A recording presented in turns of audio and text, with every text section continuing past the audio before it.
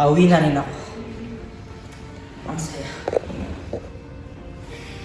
Ngunit, tinawag nila akong isang mangangarap. Totoo, isa akong mangangarap. Isang mangangarap na tao. Nangangarap ako, hindi lang para sa akin, kundi para sa aking pamilya at para sa aking kapwa Pilipino. Para maipagtanggol sila sa mga mapansamantalang mga Kastila o Espanyol.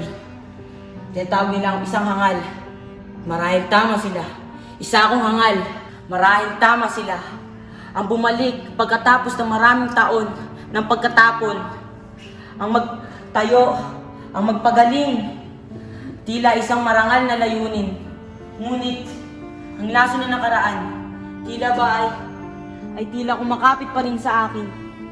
Ang anino na hindi ko maiwasan. Ang aking ama. Ang aking minamahal na ama. Ang kanyang di makatarungan na kamatayan ay isang sugat na mananatili pa rin sa akin. Sabi nila, ang pagpapatawad ay isang marangal na layunin. Ngunit, paano ko mapapatawad ang kalupitan ng walang pakialam?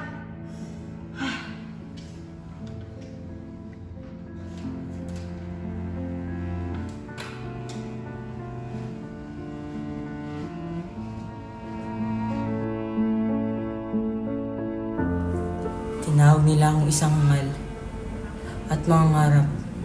Ngunit, hindi nila alam ang layunin ko.